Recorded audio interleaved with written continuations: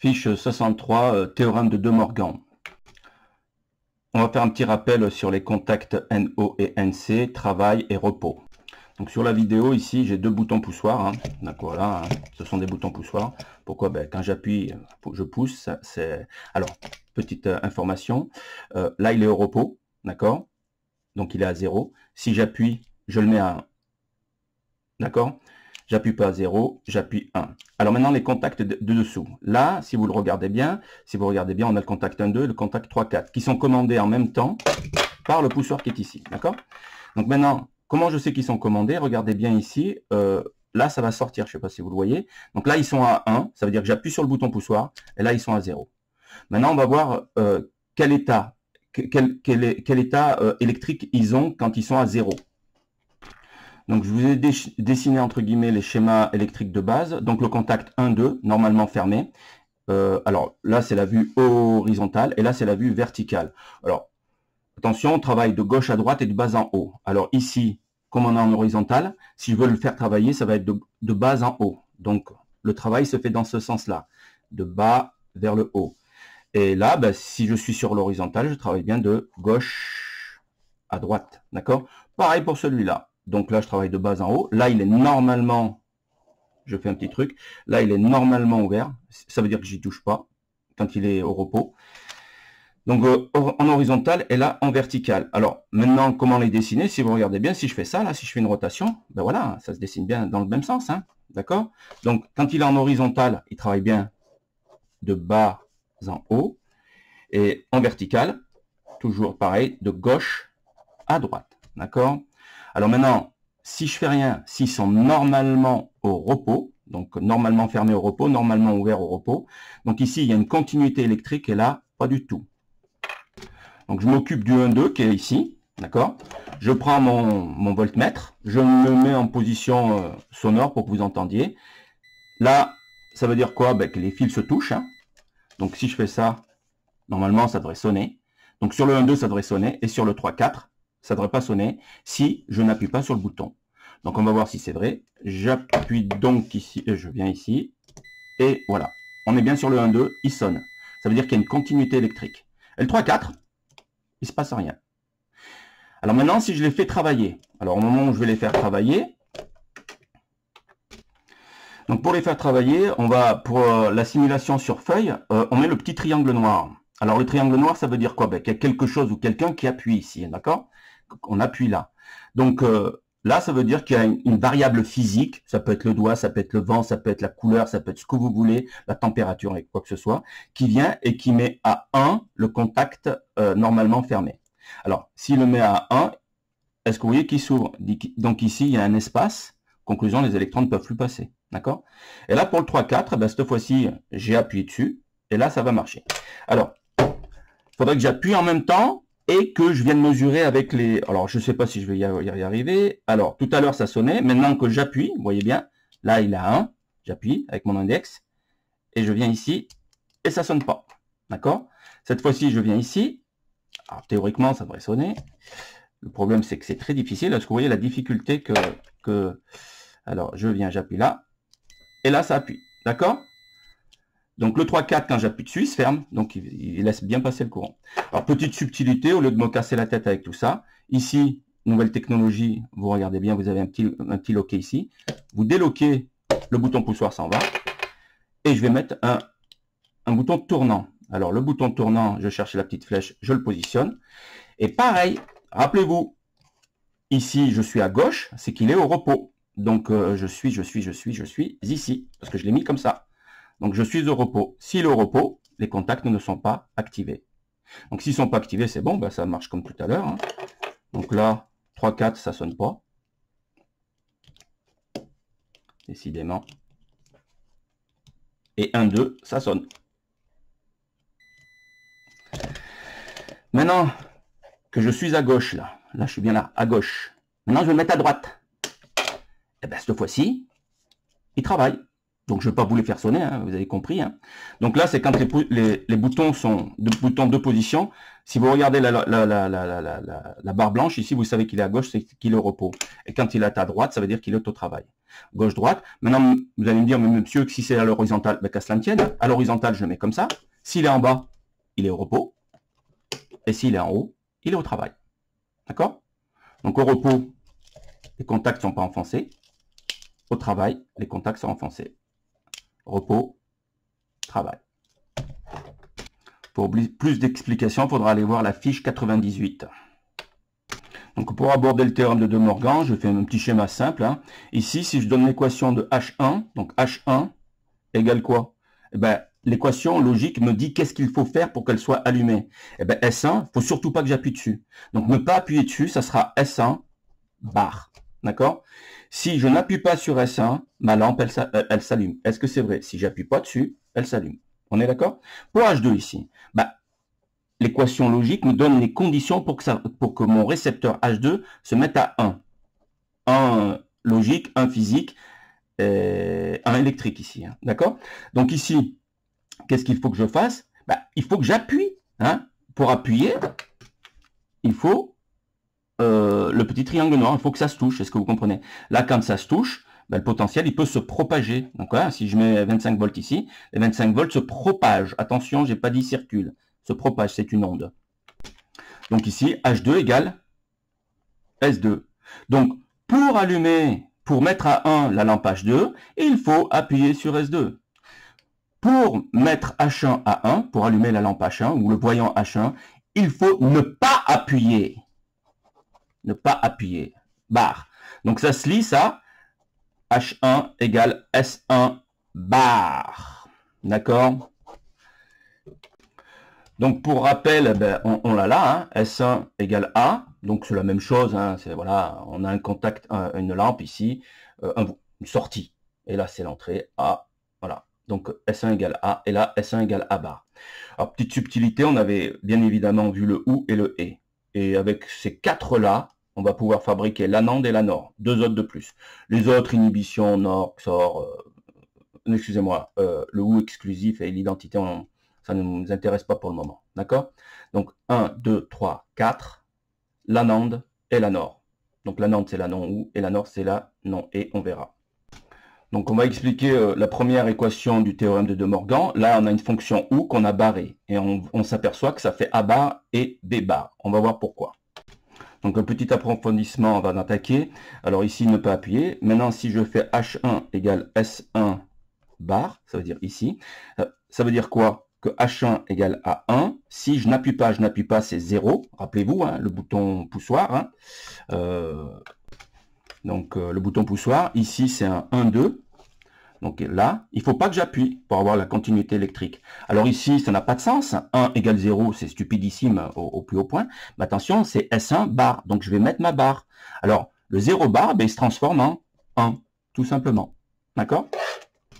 Donc 1 égale 0 bar, 1. Et là, c'est bon, ça tourne. Mathématiquement, en mathématiques logiques, ça tourne.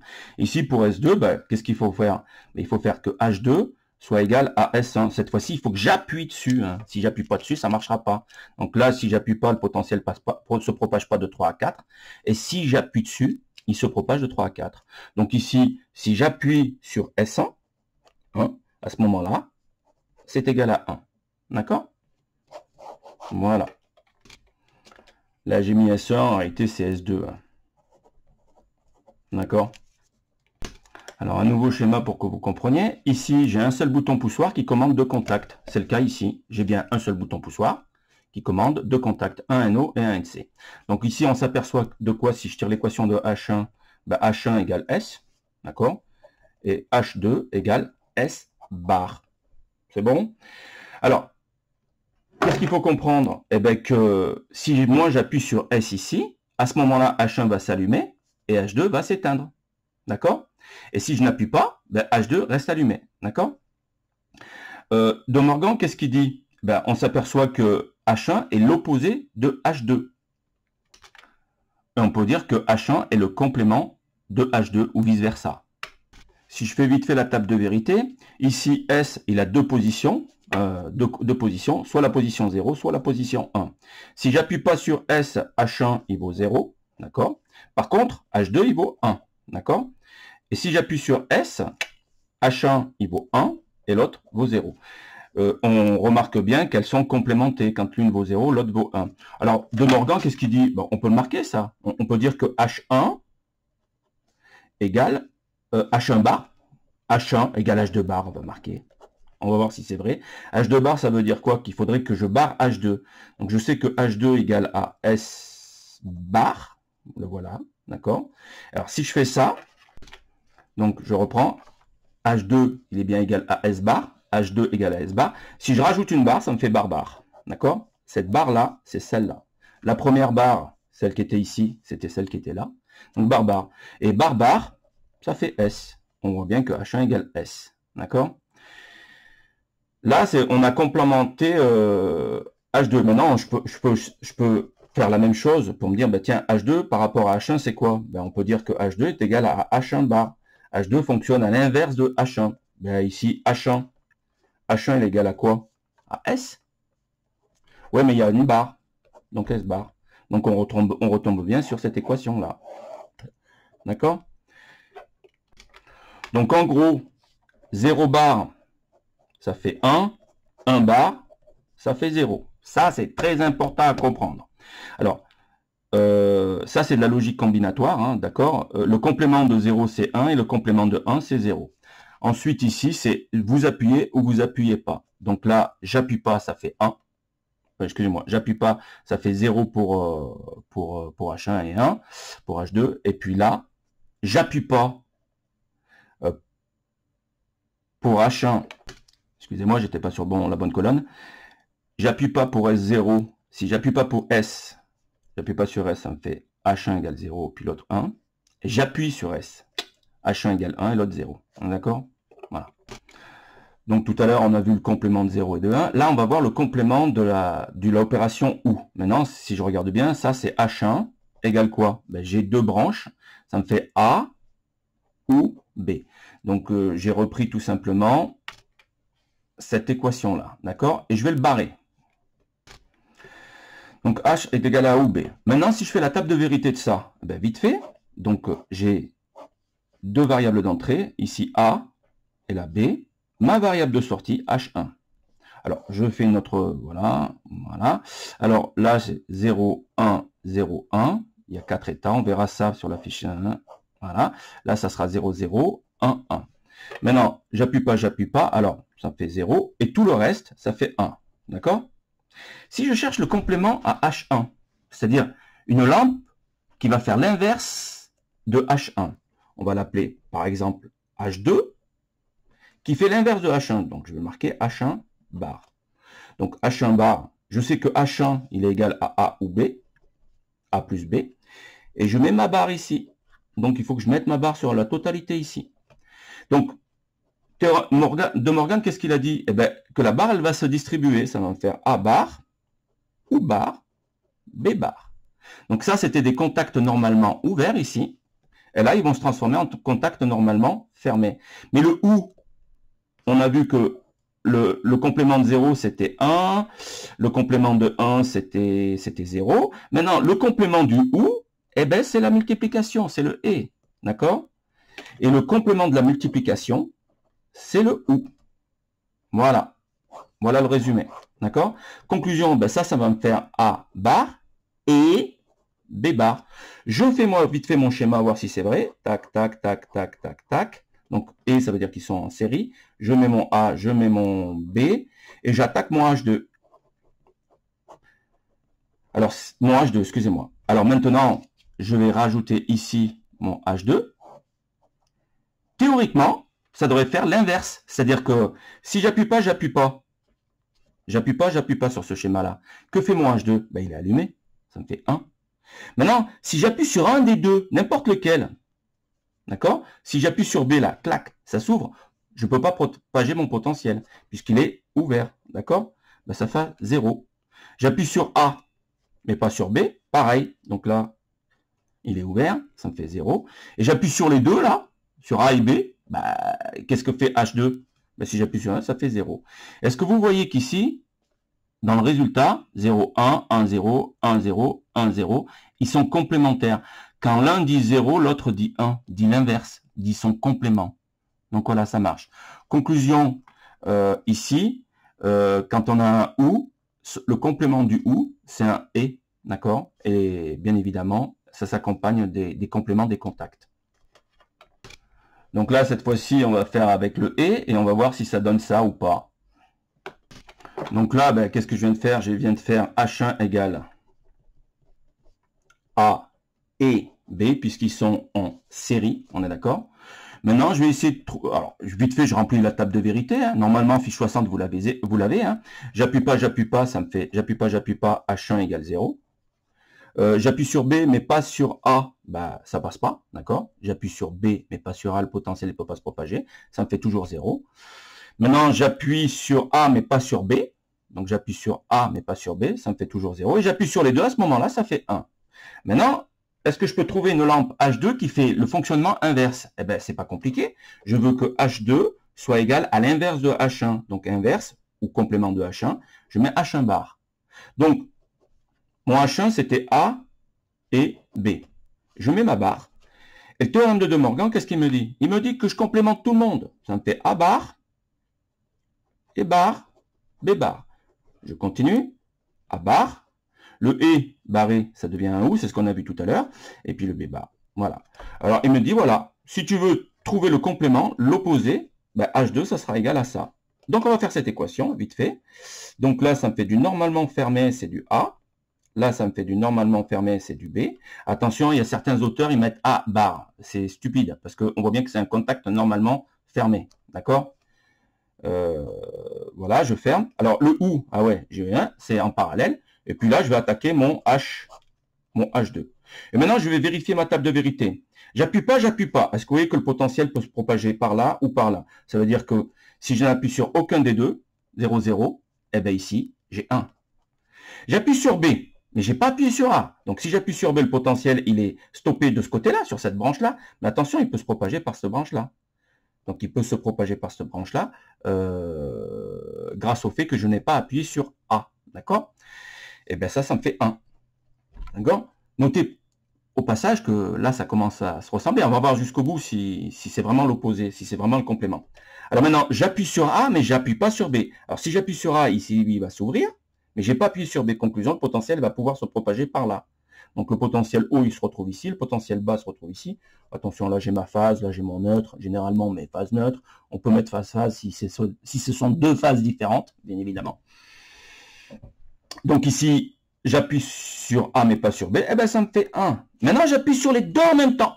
Les deux. J'appuie sur là et j'appuie là. Et bien, à ce moment-là, pour rappel, je me retrouve avec les deux contacts normalement ouverts. D'accord? Puisque j'appuie dessus. Le petit triangle noir, ça veut dire que j'appuie. Conclusion, ben, j'appuie sur les deux, ça me fait 0. Et effectivement, j'ai bien le complément H1, H2 est bien le complément de H1, ou vice-versa. Donc quand il y en a un qui dit 0, l'autre dit 1. Voilà. Donc un petit récap, si j'ai un contact A qui est normalement ouvert, si je fais A bar, ben, ça devient normalement fermé. Si je fais A bar bar, eh ben, la première barre inhibe la deuxième barre, ça me fait du A. Donc, je retombe sur le contact normalement ouvert ici. D'accord? Et là, si je fais A, bar, bar, bar, 3 fois, donc celle-là, elle inhibe celle-là, ou vice-versa, on s'en fout, et il va vous rester la dernière. Donc, ça nous fait du A bar. Donc, on retombe sur ce schéma-là. D'accord? Alors, ici, en mathématiques, c'est comme si on avait des puissances impaires. Supposons moins 2, exposant 1. Ben ça fait moins 2. Mais moins 2 au carré, ça fait 2. Alors, au carré, ça veut dire qu'il y en a 2 là. Ouais, d'accord? Maintenant, si je fais moins 2 au cube, alors ça me fait moins 2 fois moins 2 fois moins 2. Donc, moins 2 fois moins 2, ça me fait 2. Ça me fait, excusez-moi, ça me fait 4. 4 fois moins 2, ça me fait moins 8. Mais ici, ce qui m'intéresse, c'est pas le résultat 8, mais c'est bien le moins, d'accord? Donc ici, je sais que là, ça sera positif, d'accord? Et moins 2 au cube, vu que c'est au cube, je sais que ça sera un nombre négatif, ici, moins 8, d'accord? C'était juste pour la corrélation entre les mathématiques classiques et les mathématiques logiques. Donc là, on va faire la correction de H10, H20, H30 et ainsi de suite. Et on va voir comment on fait. D'accord? Comment on traite. Donc H10, c'est S1 ou S1 plus S2 ou S1 ou S2, le tout barré. Donc j'ai réécrit l'équation ici. Donc ça me fait, d'après le théorème de De Morgan, je dois distribuer ma barre. Donc ça me fait S1 bar, ça devient un contact normalement fermé, ou bar et S2 bar. Donc si je continue, ça me fait S1 bar et S2 bar. Donc, excusez-moi, H10 égale à ça. Maintenant, si je fais le schéma de ça, donc ça me fait un normalement fermé avec un normalement fermé. Donc ici, je vais l'appeler S1, là S2, et puis là, j'attaque H10.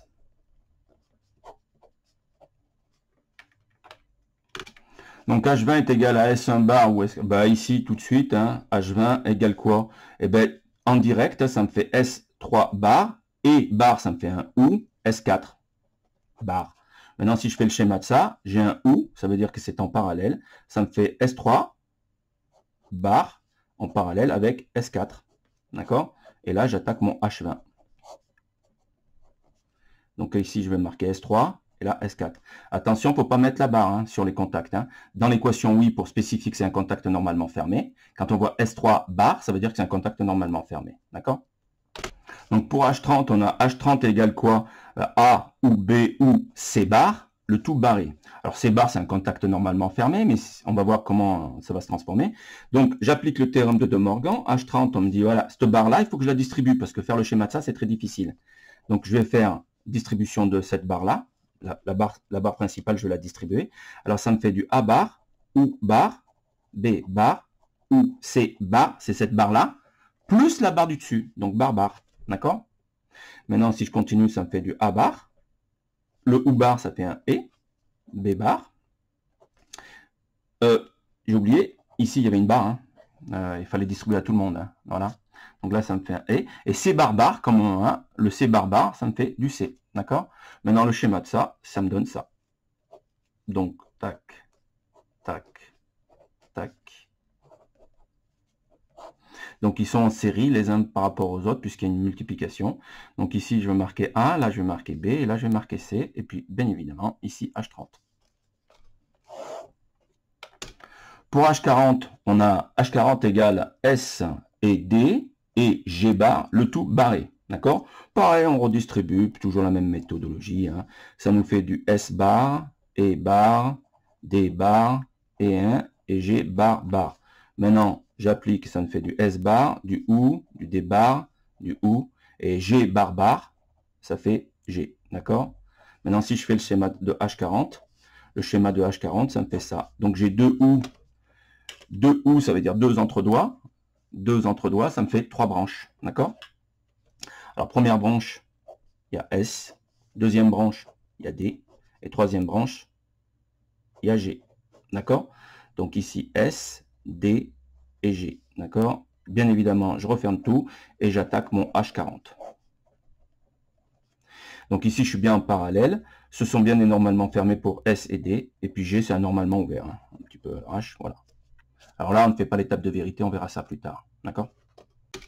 Donc si vous avez compris, ça me fait H50 égale à S1 bar et S2, si je l'applique directement. D'accord? Je l'ai fait en une seule fois. Donc je sais que là, il y a une barre, là, il y a une barre, ça me fait un E, là, il y a une deux barres, ça me fait E. Ça me fait un contact normalement ouvert.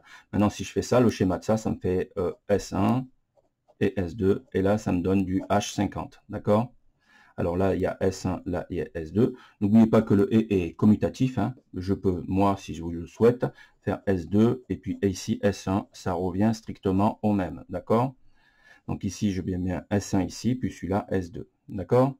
Donc, pourquoi on change de place? On verra plus tard que quand on a des schémas, des fois, il est judicieux de modifier la place de certains contacts pour économiser le schéma. On verra le prix du schéma. D'accord? Le prix de revient du schéma. Donc là, on va faire H60 jusqu'à H110. Donc ici, pour H60, on s'aperçoit de quoi? Qu'on a une parenthèse. On n'a pas le droit de casser la parenthèse. C'est impossible de casser la parenthèse. Donc je vais appliquer le théorème de De Morgan. D'accord? Là, je détaille. Alors ça me fait ma parenthèse. ici, S1 ou S2, et barre, et des barres barres. Je viens de distribuer cette grande barre à ma parenthèse et tout ça. On est d'accord? Alors, j'insiste sur la parenthèse, j'ai pas le droit de la casser, donc je continue. Alors ici, ça me fait ma parenthèse, S1 barre, le ou barré, ça me fait un et, S2 barre, fermeture des parenthèses, le et, ben, ça devient un ou, et là, le D barre barre, ça me fait D, d'accord? Ben là, je viens de terminer. Donc ici, mon H60, si je fais le schéma, alors je vois que j'ai un ou, donc j'ai deux branches. Donc la première branche, il y a S1 et S2, donc là c'est S1 et S2, et la deuxième branche, je mets mon D, et là j'attaque mon H60, d'accord? Et là c'est D, d'accord? Attention pour la parenthèse, pour pas la casser. Donc là, si on fait H70, si vous regardez bien, ce sont les mêmes variables, hein. On avait S1, S2, D bar, S1, S2, D bar, sauf que là, j'ai enlevé la parenthèse, donc ça correspond plus. Mais attention, ici, il y en a une de parenthèse, elle est implicite, mais elle y est. Alors, elle est où la parenthèse? Ben, ici, la multiplication est prioritaire sur l'addition, donc ici, je mets ma parenthèse ici. Attention, si vous mettez pas ça, ça sera faux. Alors maintenant, vous pouvez continuer, tranquillou, en sachant pertinemment que vous avez une parenthèse ici. Donc ça me fait H70, égale à S1 bar, puisque je distribue, le ou barré, ça devient un et je vais ouvrir ma parenthèse, attention, et là je vais marquer S2 bar, le et barré ça me fait un ou, et le D bar bar ça me fait D, d'accord? Et voilà la vraie équation. Attention, si vous n'aviez pas mis la parenthèse, ça aurait été complètement faux. Alors maintenant, je vais faire le schéma de ça. Donc ça me fait S1 bar en parallèle avec ça. Voilà. Ça me fait du S2 ici et du D ici, d'accord? Là, j'ai mon S1 qui était bien en parallèle, pas en parallèle, en série, excusez-moi, avec mon S2 bar et là, mon D. Et là, j'attaque mon H70, d'accord? Donc, erreur à ne pas faire, si je n'avais pas mis les parenthèses, ici, dès l'entrée, ça m'aurait fait ce résultat sans les parenthèses. Alors, maintenant, erreur, attention, hein, c'est une erreur, hein, faut pas le faire.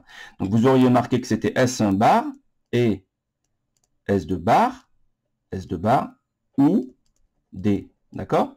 Donc j'ai réécrit cette équation-là sans les parenthèses. Maintenant, si je fais le schéma de ça, ben, je m'aperçois que ça va me faire S1 et S2 en série, puisque la priorité c'est celle-là, donc ça me fait S1 et S2, ou D. Et là, ça m'aurait fait H70, mais archi faux. Si vous regardez bien, c'est pas le même schéma. Donc ça, c'est faux, d'accord? Rappelez-vous, vous regardez, qu'est-ce qui est prioritaire, et vous mettez vos parenthèses et vous enquillez avec les parenthèses. Donc là, on fait H80. Donc tout de suite ici, une petite analyse des opérateurs prioritaires. On s'aperçoit qu'ici, B et C, prioritaires. Donc là, dans votre tête, enfin tout de suite, mettez la parenthèse. Alors, vous allez me dire, ça ne change rien là pour le moment, mais quand vous allez casser et utiliser le théorème de De Morgan, le résultat sera complètement différent. D'accord? Donc pour aller vite, ben voilà, j'ai appliqué le théorème de De Morgan là-dessus. J'ai bien évidemment gardé ma parenthèse. Voilà le schéma que cela donne. Dans l'hypothèse où je n'avais pas gardé mes parenthèses, est-ce que le résultat, ça serait complètement faux? Donc je vais vous le faire. Donc si j'avais appliqué le théorème de De Morgan sans mettre ma parenthèse, voilà sur quoi je serais tombé. Ben, je serais tombé sur ça, exactement la même chose, sans les parenthèses. Maintenant, si je fais le schéma de ça, voilà sur quoi je serais tombé. Et vous voyez bien que ce schéma n'a rien à voir avec celui-là, hein. On est d'accord, hein? Donc là, c'est faux, c'est archi faux. Il faut bien mettre la parenthèse avant de casser quoi que ce soit. D'accord? Donc ça, c'est archi faux. Donc pour H90, excusez-moi, pour H90, H100 et H110, je vous laisse faire. Donc ici, H, ce sont des voyants, ou des lampes. Hein. Le symbole, ben, vous le savez, c'est un cercle avec une croix dedans. Et là, K, ce sont des bobines. D'accord? Donc je vais faire le premier des K10, là, pour vous expliquer, puis après, vous vous débrouillerez à faire le reste. Alors, petite subtilité ici, il y a une petite, enfin, pas une petite erreur, mais c'est bien B et C qui est barré. C'est la barre, elle va jusqu'au, elle inclut le B et le C. On est d'accord? C'est très important ça. Donc je viens de m'apercevoir que c'était pas tout à fait, voilà. Puis le reste, il n'y a pas d'ambiguïté. Ici, c'est bien uniquement D qui est sous la barre, d'accord? Uniquement D, ok? En sachant cela, je vais corriger le K10 et après vous débrouillerez pour le reste. Donc ici, on a K10 égale quoi? Alors ici, toujours par rapport à l'égalité, on a les récepteurs ici. D'accord? Donc à gauche de l'égalité, ce sont toujours les récepteurs. Et à droite de l'égalité, c'est qu'on appelle ça une combinaison de contacts normalement fermés ou normalement ouverts. Même si vous voyez K, c'est pas une bobine. Hein. OK, là, parce que c'est un récepteur, c'est une bobine. Et ce K-là, vu qu'il est à droite, ce sera un contact. On est d'accord? Maintenant, si j'applique le théorème de De Morgan, ça nous fait quoi? Alors, excusez-moi, je vais aller plus vite. Là, ça me fait K10 égale quoi? Eh bien, S1 bar. Je suis en train de distribuer cette barre. Donc, OU bar, ça me fait E. S2 bar. Ah, je vais aller jusqu'au bout et après, on va vite faire S2. Alors, bar, ça me fait S2. OU, le E, ça me fait un bar. Et là, K1 bar. Si je m'arrête là, c'est faux. Pourquoi? Ben, je vous avais dit de mettre la parenthèse parce que là, il y avait une priorité. Et donc ici, il faut que je mette ma parenthèse. D'accord? Très important.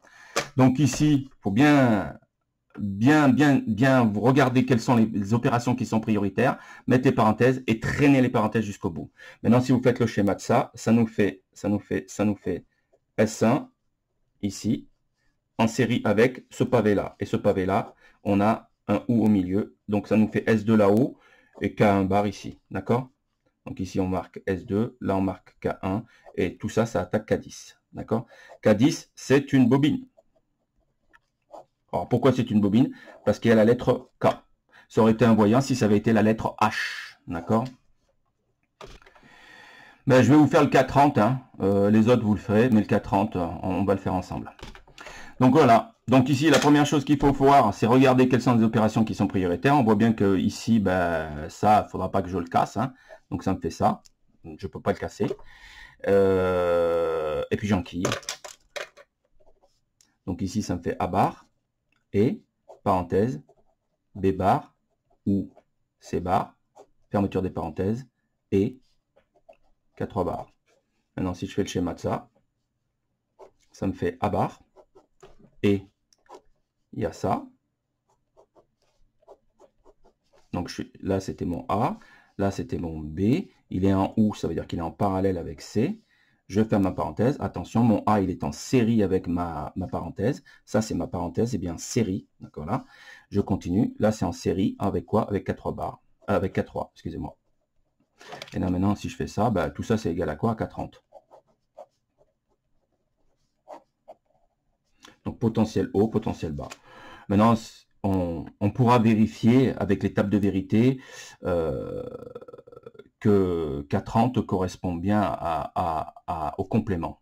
D'accord? Mais à coup de pas, je viens de m'apercevoir que j'ai fait une super méga erreur. Donc j'ai distribué cette barre, là, est-ce que vous voyez, j'ai fait barre, hein, mais la barre qui est ici, il fallait la remettre. Hein, d'accord? En réalité, je vous prie de m'excuser, je vais le refaire vite fait. Je continue à côté pour que vous compreniez l'erreur que j'ai faite. Hein. Cette barre-là, là, qui était ici, je l'ai oubliée. Hein. D'accord? Alors, je vais réappliquer là, ça me fait la barre, ou barre, B et C barre, c'est cette barre-là, plus la barre du dessus, celle-là, d'accord? Ou K3 barre. Et attention, il y a une barre ici aussi, d'accord? Donc cette barre-là, je l'ai bien distribuée à A, au OU, à la parenthèse, donc barre, barre, le OU barre, et ainsi de suite. Alors là, ça me change tout le résultat, hein, je vous prie de m'excuser. Alors ici, ça me fait du normalement fermé, ça me fait du A barre, le E, ça me fait ça. Barre, barre, ben, ça se barre, hein, ça me fait baisser, hein, tout simplement. Hein. La barre ici, inhibe celle-là. Et puis là, ça me fait E, K3. Alors, bien évidemment, cette équation-là n'a rien à voir avec ce schéma-là. Donc, je vous prie de m'excuser. Je vais la faire là-dessous. Comme quoi, l'erreur est humaine. Hein. Donc, ça me fait, excusez-moi, je fais le schéma. Donc, ça me fait du A bar, et, donc à la suite, B et C, et K3 bar. D'accord? Et là, ça me donne du K30. D'accord? Donc ici, j'ai bien du A bar, là j'ai du B, là j'ai du C, et là j'ai du K3. D'accord? J'enlève ce bar, je me suis trompé vite fait. Donc là, ça me donne du K30. D'accord? Donc c'est bien en série. Tout ça, c'est en série, puisqu'il n'y a plus que du E. D'accord? Voilà. Donc, errare manum est, perseverare diabolicum. J'ai juste oublié de mettre ça. Voilà. Donc vous finissez les autres, hein. Donc le K20, le K50 et le K60. Ça ne devrait pas vous poser de problème.